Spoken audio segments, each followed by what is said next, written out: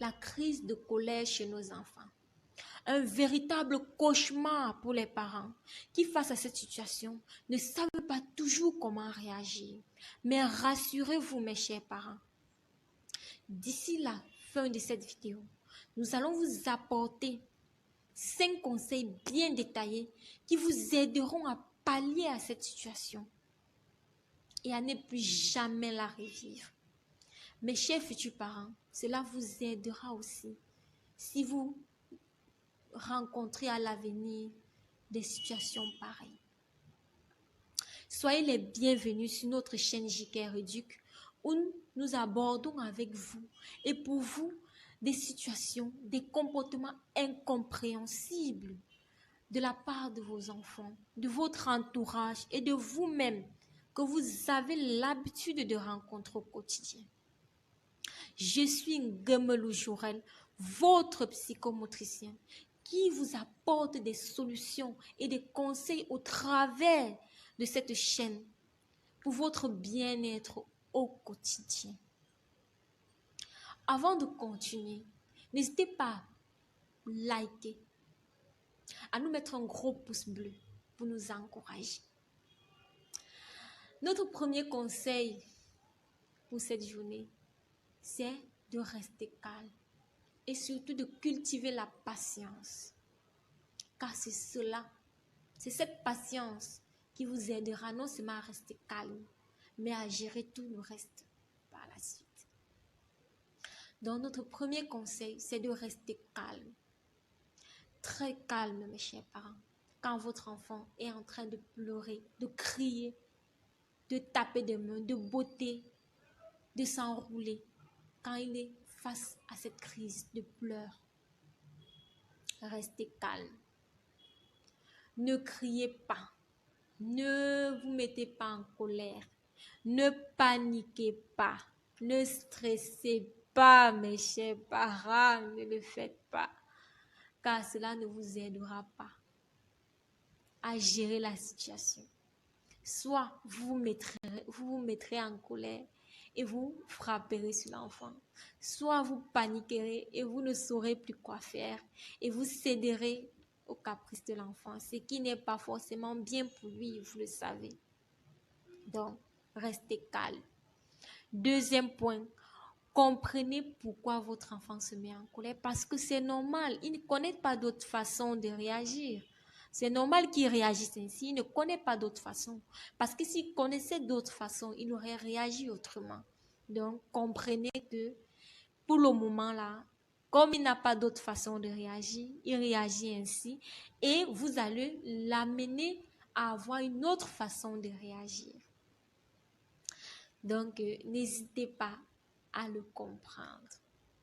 Troisième élément, troisième conseil. S'il crie, s'il pleure, si vous êtes en public, cherchez un endroit calme où vous pouvez le laisser exprimer sa colère, pleurer, crier, tout en sécurisant les lieux, de telle en sorte qu'il ne se fasse pas mal et qu'il ne fait pas mal à son entourage. Si vous êtes à la maison, pareillement, cherchez un endroit calme où vous allez le laisser exprimer sa colère, se fâcher jusqu'à se calmer tout seul.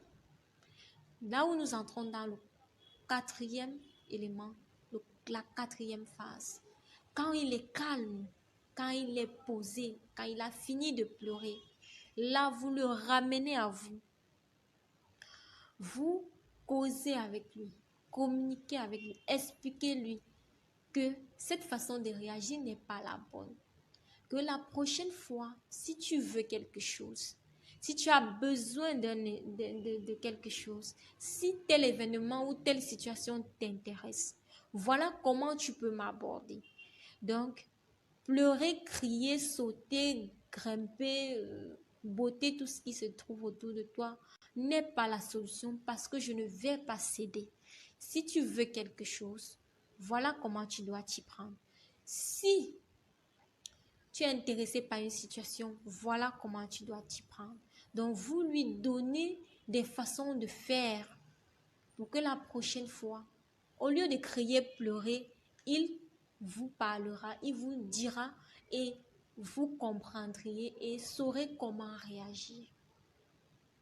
Mais rassurez-vous, mes chers parents, ils ne vont pas rester là. C'est là où notre 5e conseil vous aidera. C'est de rester ferme. Parce que c'est passé comme conseil aujourd'hui dans ses oreilles. Mais ça ne veut pas forcément dire que la prochaine fois, il va directement l'appliquer. Non. Il va encore vous tester. Oui, il va encore vous tester. Il va voir si, est-ce que la dernière fois, là, maman, là, elle disait même vrai que je dois réagir comme ça. Est-ce que papa, là, ce qu'il disait, c'est ce qu'il doit faire? Non, je vais encore réagir comme je réagissais avant parce que ça marchait, bien évidemment. Ils vont encore le refaire. Maintenant, au bout de 5 fois, généralement au bout de 3, 4 fois, ça passe. Donc, ils vont comprendre que oui, en fait, ce que vous dites, c'est ce qu'il doit appliquer. Et là, il appliquera ce que vous êtes en train de dire. Donc, voilà les 5 conseils, mes chers parents. En résumé, restez calme. Comprenez la situation présente. Trouvez un endroit sécurisant pour lui. Laissez-le se calmer, causer avec lui. 5e point, restez ferme et continuez dans cette lancée parce que c'est ça qui va l'aider. C'est cela qui va l'aider. Restez dans cette lancée des 5 conseils.